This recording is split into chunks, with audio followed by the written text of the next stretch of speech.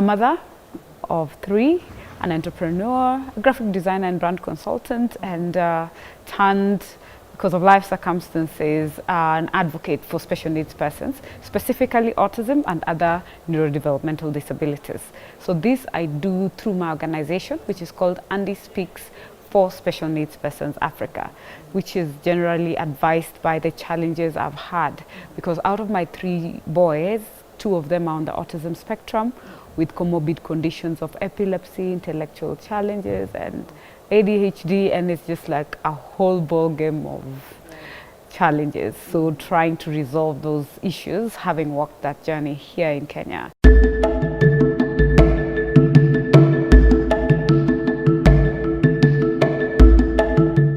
To look at it as like God taking you through the test for you to have a testimony and for you to be in a position of experience other than just learning about things. You know, when you learn and you experience, it's 2 totally different things. And when you go through the fire, when you come out, it's actually as you're a stronger person. And I feel I'm living my purpose. Yeah. So the days, of course, when it was earlier, I would be like, God, what did I ever do to you to deserve this? But now it makes sense, because when I'm having engagements with other parents, trying to encourage and work with them, you get to see if I had not gone through all the trials and tribulations, sleepless nights, not being able to afford a lot of the key services, going through government, because back then I could not afford it, you know.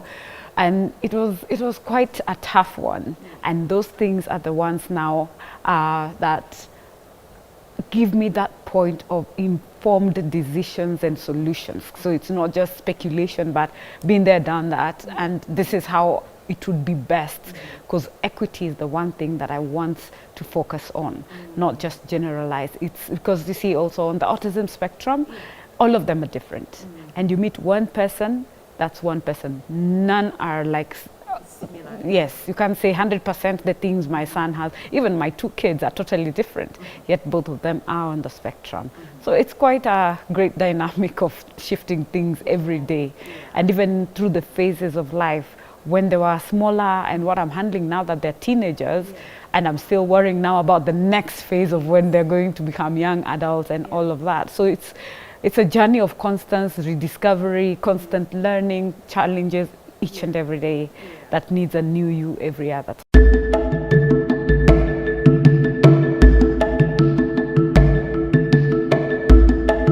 We're actually special parents because some of the things you can never tell that you actually have the not even stamina, I don't even know the right word. The resilience just comes, the grace just comes, because what everyone asks is like, how on earth do you get to handle all of this, be there for other people, still run a business? But then you can imagine that baptism by fire of raising 2 kids on your own for 10 years. Man, you just have to like strap up. I didn't have a life before, that is in all honesty, and most of us are forced to make sacrifices because the stigma is a lot. The segregation by the society, the stigma, and the being labeled, and the cultural and the attitude of people towards you after that. So you learn to just readjust yourself and make do with what you have. But you know, the one thing is, most of us parents will not tell you that we need people to work with us. We need our family to be more understanding, not those ones of usipompeleka kwa pastor XYZ tutakuongelesha tena. People get such threats. Don't come here with them if you've refused to go and see. You know, everyone thinks they have a solution. Yet if you look at science, nobody knows the cause of autism to this day and age. There is a lot of hypothesis that is there, but for certain this is what causes it. It's not documented anywhere. It's just all the papers and whatever. So what we are made of is just God. I believe we're just a reflection of God, because I wouldn't know I had such patience. And that is the greatest lesson that you learn. Patience, and you fall, because we get those days that are rock bottom days, and you have to pull yourself together, because most of the time you look and you're like, if I'm not there for this child, me, the mom, then who else will be there? So you just have to.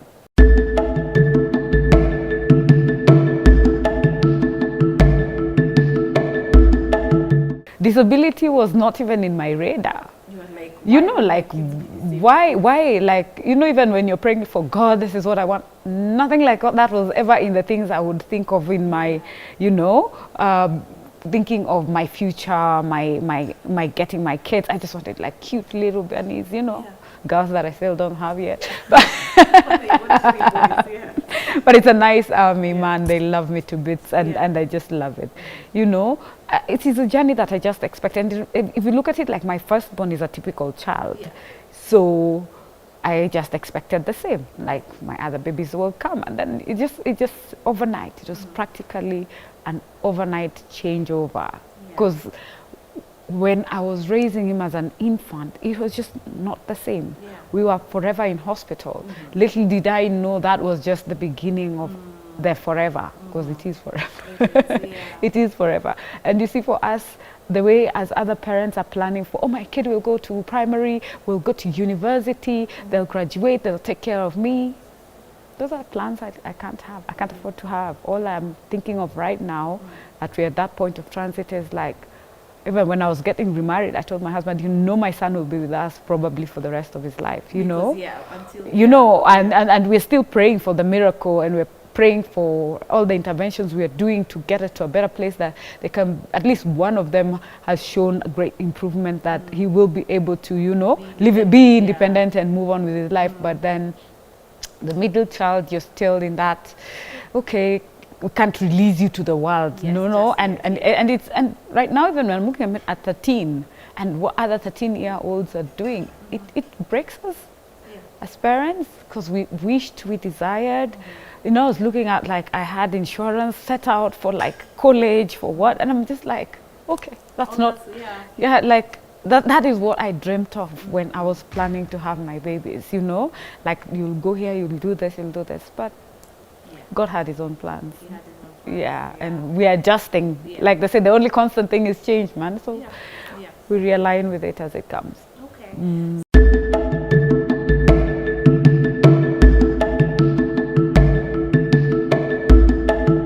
We're actually only 5 years, and if you tell anyone Andy Speaks is 5 years, they can't believe you. And that's the difference of when you're living your purpose and when you're just doing something for doing it, you know. And because all the projects we do personally are God guided. I will have an idea in the middle of the night. I cannot explain where it comes from, and like, this is what you need to do. Like, I sleep with a notebook next to my bed. Because sometimes God will not allow you to sleep. You know, when you hear that clarity, and I know many people don't, there are people who don't believe in God anyway, but that higher being, that subconscious, whatever you want to call it, will not allow me to sleep until that is done. We have now streamlined, you know. The first few years is trying to gauge the space, trying to see what's actually needed. You know, every parent's journey is different. That is my experience. It's not the same as the person in Mandera. It's not the same as the person in Coast. It's not even here in Kiambu. It's not the same. And my setup, having 2 special needs kids, is like a double training versus someone who has one, you know. And when you have someone with cerebral palsy, it's slightly different, because you see, the neurodiverse community has roughly the same challenges. So the first 3 years was just a lot of more research, advocacy, awareness, and just getting together, doing town halls. And now that has advice, and we've been able to realign our projects. We have so many awards because of the work we have done.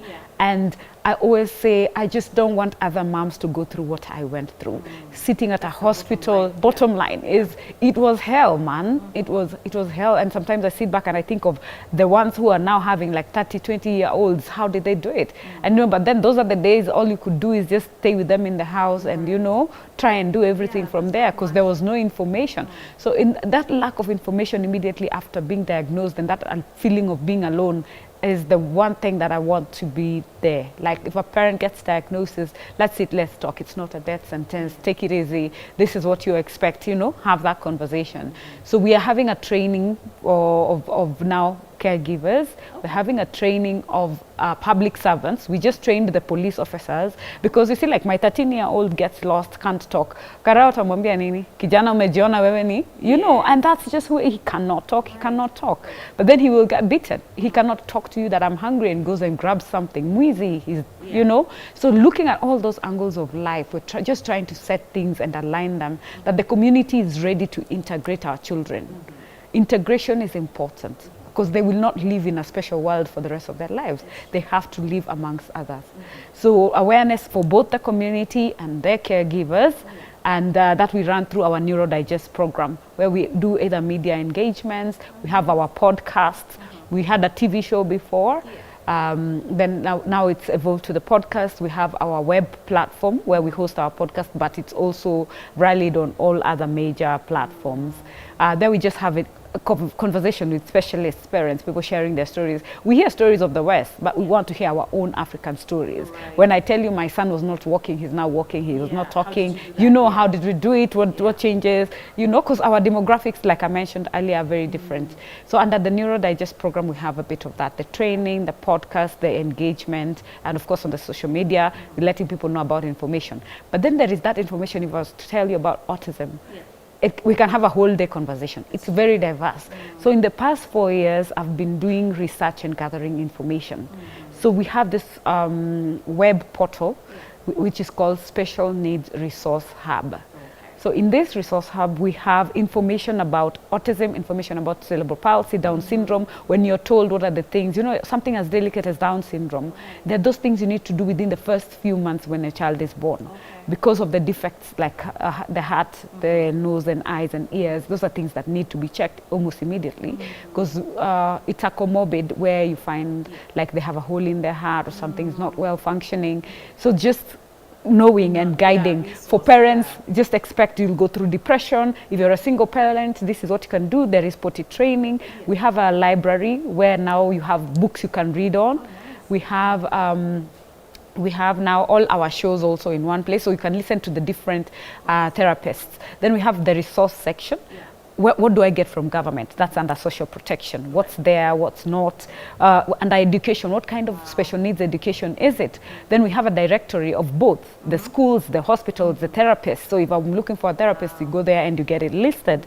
Then we have also education, health, and social protection. Then we have a community section. So this is where parents now have those small things of how do you self-care, how do you handle this, how do you handle that, which WhatsApp group, which Facebook group can I join for whichever now disability that we have, because we're focusing more on the invisible disabilities. Then we have the community section now for the neurodivergent themselves, because you know when they grow up, who's like me? So we have that place of this is where you can, and then we have a corner called Neuro Afro Heroes. You know, we're talking about Steve Jobs, we're talking about the Elon Musk, these neurodivergents who have done so well in the West.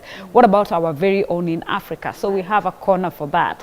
We celebrate the ones who have achieved, so that you know it will encourage that mama that it's not a death sentence when they start from page 1, you know, going to this other side.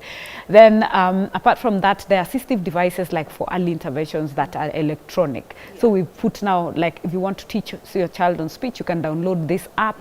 So yes, we have gadgets, but then don't put your child in front of a TV just for the sake of it. These are the things they can be doing. These are the things, programs and things that they can engage. Then apart from that, now we have an e-portal for a shop where we have various promo materials for just raising awareness and also assistive devices. That is our other aspect. At Andy Speaks, we are trying to make the special assistive devices that people take for granted that are very important for our children, like a child who bangs their heads.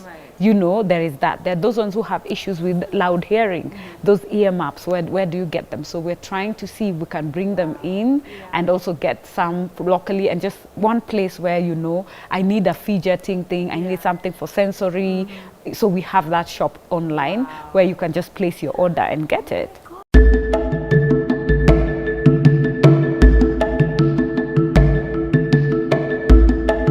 You know, that's actually a sad space. It makes me sad that you find people are very ready to give to other things, but for our children, we actually don't. I've self-funded a lot of it and crowdfunding with friends. But you know, you can only ask for so long. you know, people can come through, but we still try. There are sponsors who worked with us also, but then some are falling off in this time. So we're actually at a point we're looking for people who can help us move to that next level of getting it, you know, properly done. Because people don't understand this new, people are calling it emerging disability. They're not emerging, they've always been there, you know. But you see, invisible disabilities is something that people are not, it's not your everyday. But what we are saying, if you look at the US only, in the past 10 years, autism rate has gone up by 316% in 10 years. So if you project, that means we're headed somewhere where we will be running helter-skelter. How about we invest in doing things right now?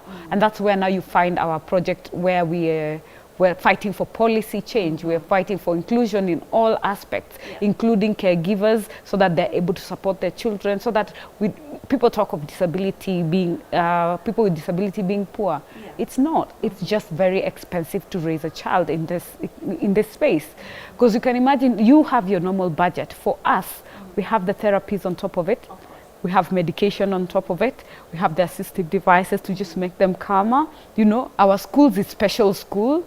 Our doctors, you add now the neuros and the nutritionists and the ETCs. So our budget is like 150 everyone else. Yet we cannot have the freedom of working and sustaining work, because like a parent came and said, like, I've been given an ultimatum. Because I'm taking time to take my child to therapy. But if I don't take my child to therapy, that means I will not be able for that child to be independent so that I can work better. You know, that when we're talking about, you see how when it was maternity leave, when it was about giving birth and lactation rooms, because everyone is affected, everyone is okay with it. But because we are a small majority, you find you're not as important, we can replace you, which is very, very sad, considering you'll find also that many are sole breadwinners. And that is what advises now our next project, which is the therapy centers. So we've been building therapy centers in the school. And this is something we are hoping that the government can be able to take up. Because you see, if we have the centers, the same way you have PE, you have a playing field, it's a basic need for the special needs. And just having the right, you know, setup. We pay extra in schools. I don't even want to get into costs. But anyways, that therapy center. But we have now opened one for learners, especially like ADHD learners and autism. That is a gap we have here in Kenya.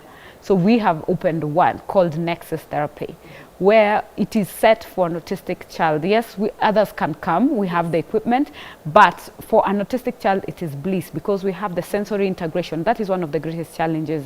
The sensory integration room, which we have based it with the UK standards. So we've had to like ensure every item that's needed is there. We have the occupational therapy one, and then we have a sensory gym. Proper gym, yes.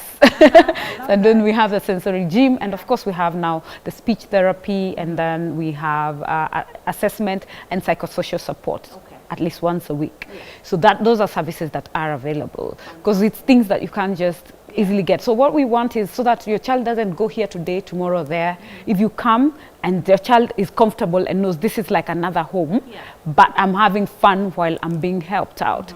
So if you come, you see, it's just like, for any typical person who'll be like, but this is a play area. But they, exactly, these are specific, as in these things do very specific things.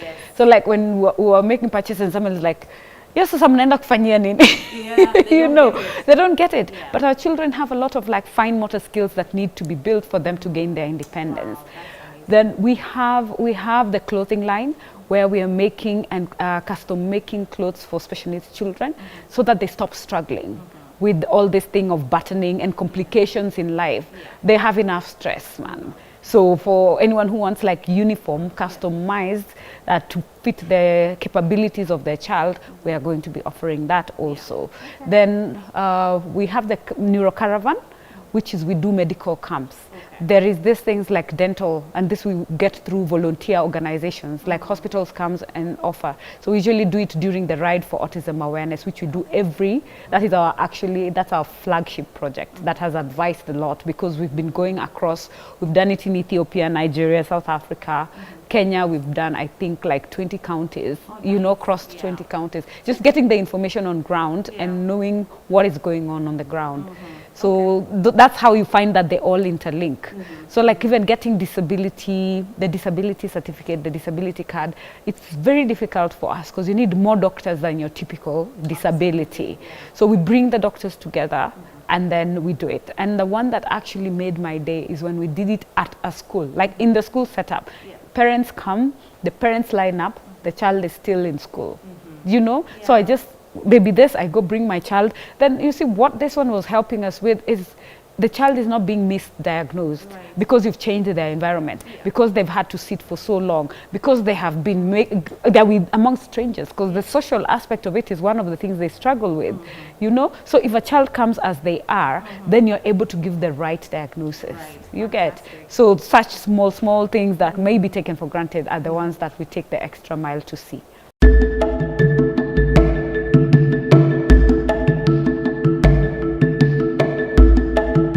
You can support us financially so that we can have the sustainability angle and make these projects kick off. See, like just leveling them up so that it's more accessible to like someone in Mandera.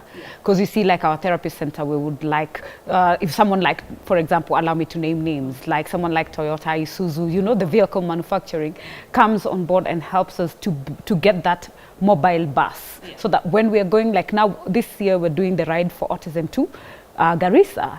So you can imagine the bikes need fuel, you know, we need to feed them. We need to give like food donations in Garissa, and we are taking learning support materials. So if you go to our site, you can even, I'm buying this for Garissa, there is the donate button, you can donate through there.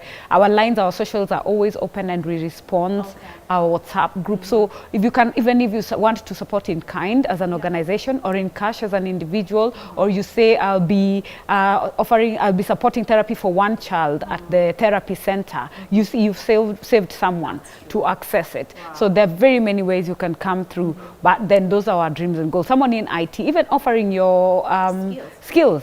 Let's say, like now, I'm not a HR person, but then I need sometimes, you know, that second eye of an HR person, you know, at least for like for our books, we have a company that does that as their their CSR. So big up to like Jeff Vitao for that. You know, this is a friend who was like, I need to get I'm not a specialist in that. I know what I have to do. I can't afford it, but I need us to just help the rest of, you know, the community, and they come through. So all those things in running an office, if you feel you can even give us, like, especially now we're struggling with, we have a lot of IT needs in the terms of social media and all that, because as much as I am a guru in it, that was graphic design and all that, but I can't. So you can say like we can donate one staff, let's say twice a week, you know, to just help us with that. So we line it up. So there are very many ways actually people can come through and help. Yeah.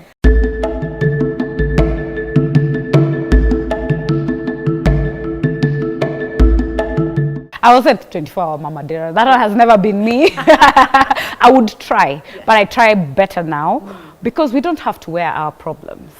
And one thing we need to remember, self-care is very important as mothers, yeah? You can't give from an empty cup. Yes, we're going through a lot, but take time, and this will be a call both to even neighbors support, friends, family support. Like, try and sleep, try and take one day for me. It's not easy to get good support, nanny-wise, or even family understanding, but just have that conversation, because sometimes it's so hard to have that conversation. Talk to your community. Educate your community so that it is comfortable. It's been rough, eh?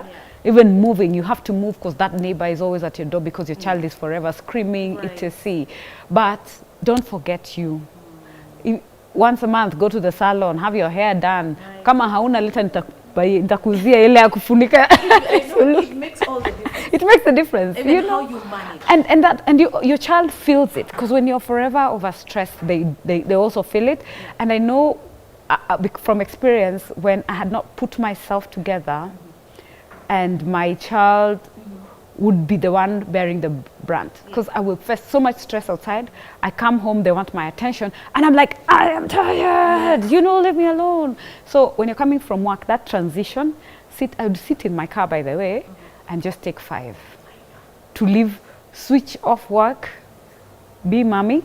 Then when they go to bed now, I pick up now, covering up everything else. I'd take at least one day to just cry and accept that this is hard and this is painful and I want to be loved and I want a husband who finally God sent. Yes. Because everyone was telling you, nani atakuoa na watoto wawili wako na ulemavu. You know, that is the African culture. You have boys. You think a man can take 3 children that are not his. But you see, God is an extraordinary person. He got me one from Nigeria, all the way.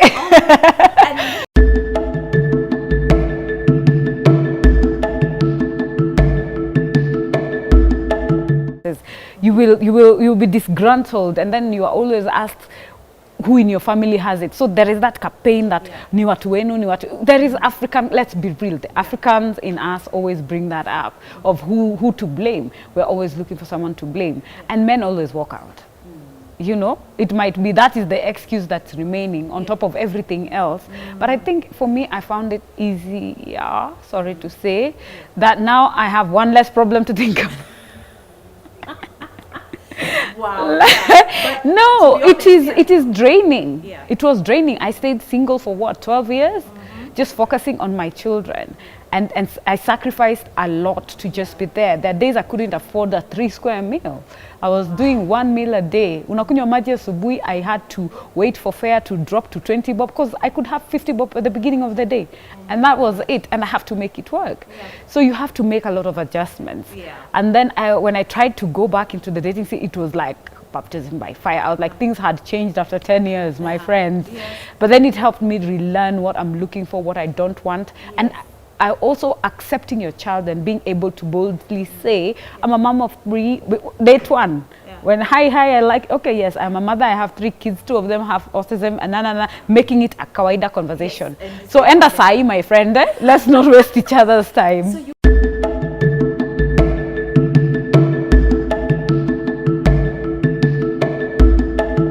no, that was just like, I refused for 4 years. He was pursuing me for 4 years. So I said we can be friends. So we were friends. Like I could call and we talk for like an hour. I'm going through this and he would listen. He's a very good listener. And if he gets something, he would call me. So it started with friendship and then grew now to this love story that we have. But then one day when he was in Nairobi for a meeting and I was like, yeah, come over and see what I keep telling you about being a special needs parent. Then you can continue telling me if you really, really want this. And then I was, and God would have it, it was the worst time. I was like, but this is it, eh? You can leave if you know that story you want, let's just end it now, you know. But he stayed. He stayed. Wow. He stayed, as in, I was just like, you went through this storm with me and still stayed and still loved them. And do you know who made me make the last decision that this is the man? My autistic child, the one who's more severe. Because he's very antisocial, not antisocial, but that's their nature. But when this man walked into my house, my son went, like day 2, alimshika mkono, akanishika mkono, akatuletanisha hivi. And I knew this is the one. That was it. And it was not a mistake, because now they're just inseparable.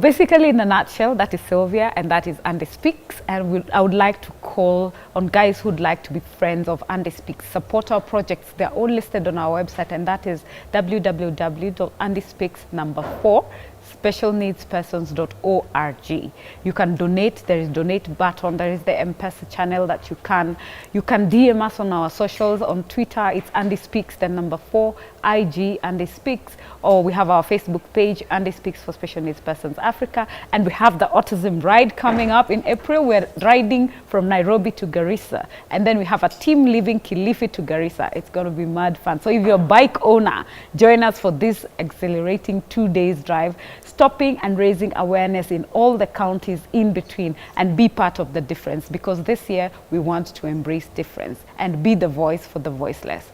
Well, we hope you're feeling inspired and motivated to either change your community or to keep your hustle going. Either way, we'd like to hear from you on our social media platforms as at Trendsetters on K24. Thanks for watching this episode. I'm Shiko Kaitani. We'll see you next week.